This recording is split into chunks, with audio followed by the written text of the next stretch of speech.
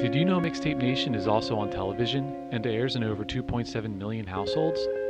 If you'd like to advertise with Mixtape Nation, email us at mixtapenationtv@gmail.com.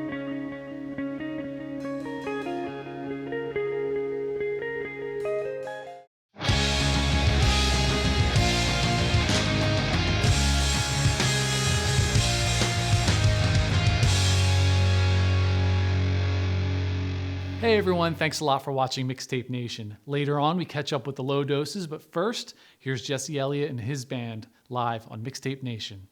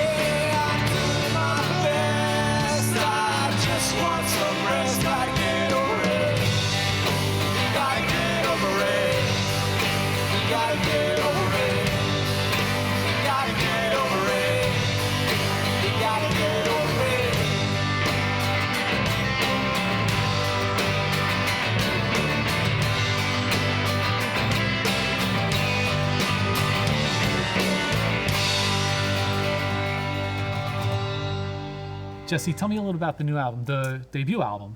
Yeah, so we released it in June. It's been a 2-year project that I've been working on. Secondhand Studios produced it, and Brian Erickson, who's the producer, actually is in my band. It's been, something I've wanted to do for a very long time. Mm-hmm. So it took 2 years to create and 2 weeks to write. Oh, actually. wow. Yeah. You said you grew up in a musical family, right? Yeah. My brother Luke Elliott is an accomplished songwriter. My mom plays piano. My sister sings. My little brother Nick can play piano. My dad as well. Oh, wow. So my mom actually had us take piano lessons when we were kids. No matter how much I protested at the time, which I'm glad she made us, because when I picked up music later on in life, I had a foundation. So what kind of music was always, I'm assuming music was always around the house when you were growing up? Yeah. My earliest memories are James Taylor was on, some Beatles not even a Beatles album. Like, we were listening to Beatles 1. I think something happened where my mom made my dad throw out all his records or something, so we didn't have anything. Oh, man. But I don't even know. I'm just probably making that up. That sounds like a good story, or something that would happen, right? I don't even know necessarily. Do you remember the first record you bought on your own? Well, I could tell you the first record that was really important to me, and that was Weezer's Blue album. actually. My babysitter got me the cassette single and the cassette album, and I had this little tape player, you know, the white one with the red buttons. Oh, yeah. And I'd listen to that album every night before I went to sleep. And I had no idea at the time how important that album was, or what impact it would have on me. I just loved the music. So it wasn't until much later that I really started to digest important music. What have you been listening to lately? Lately, I've been listening to Dennis Wilson a lot. There's Brian Wilson, his brother, Beach Boys. He put out 2 albums, Pacific Ocean Blue and Bamboo. And Bamboo is probably one of the most beautiful things I've ever heard. So I've been listening to that. And it was, like most great albums, it took me a few listens, and actually my lead guitarist, Jim McGee, coaching me through the album. So I've been listening to that. Yeah, as far as newer music, are there any like newer bands that have really piqued your interest? Yeah, I mean, I like Arcade Fire. I like Dr. Dog. Oh, yeah. Gillian Welsh. She's a kind of folk singer. Sure. I like her a lot. It goes back like REM and Elvis Costello, and then further back, Dylan and Tom Waits and all that stuff. Kind of the songwriting tradition. So. Yeah. Are there any bands from New Jersey that you can think of that really influenced your sound, or just influenced you as a person? The Paper Jets have been incredibly generous throughout the recording of this record. My brother Luke is probably the most significant local artist who, obviously because I grew up with him and I was his biggest fan growing up, and I'd get the first listen to anything that he wrote. And it's funny, I mean, no matter what, I loved his music. Like, even if like we were fighting about something or whatever, like I'd be the first one at his shows. If there's any one person or one artist you could collaborate with or even play a show with, who would it be? I'd love to hear what REM thinks of my music. Yeah. Or Elvis Costello. I mean, I think a lot about Elvis Costello and the Attractions. I think a lot about those 2 groups when I think about this album that I just put out. So currently, they'd be the group. But I hope to evolve and do something a little bit different next time and create something that can show that I'm maturing as a songwriter. What's the best way for anyone to get more information on you? JesseElliott.com. At Facebook, you can Jesse Elliott Music. SoundCloud, you can get the album on Amazon. So it's out there. Absolutely. Great. Yeah. Awesome. Well, thanks for coming out and playing for us. Yeah. All right. We're going to hear another song from the debut album, I Gave You My All. This is Really Good to Be Alone. Bye.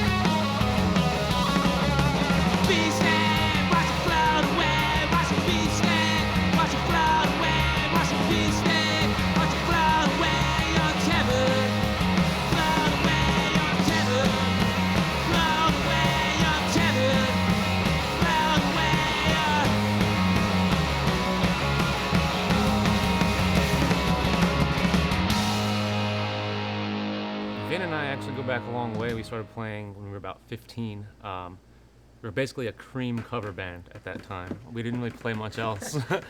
The occasional Jimi Hendrix. But, so yeah, that was like 15 years ago. The Low Doses have been together for about 2.5 years now.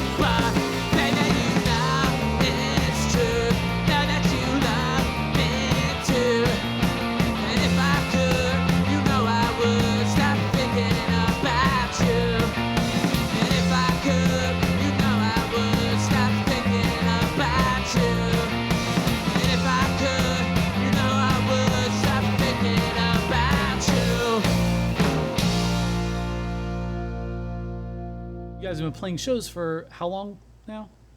When did we play our first show? I think it was August. I don't remember I'm the still year. another band. I don't remember the year. Yeah. It was, yeah, I guess it was. 13. I guess it was August 2013. I remember, yeah. It was August 2013, and Joy was technically in the band at that time, but she was in another band too, and I guess I had prior obligations, Yeah. so couldn't play all the Yeah. Lodosu shows she yet. had a show with her band that night. So. Sure. So how old are these songs that you're playing out now? Well, the songs we're playing now are fairly new. Some of them were written less than a year ago. We were listening to all these bands, these like sort of psychedelic garage bands, the OCs, people from like San Francisco. White Fence. Yeah. And they were just like, just raw energy and simple stuff. So we started, I remember one night we came up with Bee Sting at practice, and then it kind of grew from there. Just the new songs just kept coming. We started listening to music more together and letting him listen to like newer stuff. And I think he really gravitated toward this garage kind of throwback to like the late 70s, early 80s punk sound. And that's really where he started building a good sound on what the low doses are now. Yeah. Also, it started with a lot of like 60s stuff. Like I started going back to stuff I had already known, and like the Kinks, or stuff from like the Nuggets compilations, the basic garage rock stuff, and just really trying to just always have energy in the songs. That was like my main goal, above all else. When Joy joined the band, it was like another breath of fresh air. She kind of introduced me to some stuff I didn't really know before either, like more in like the power pop sort of vein, bands like The Nerves, and that's why you probably hear some of that in our songs too, more of that 70s power pop sound.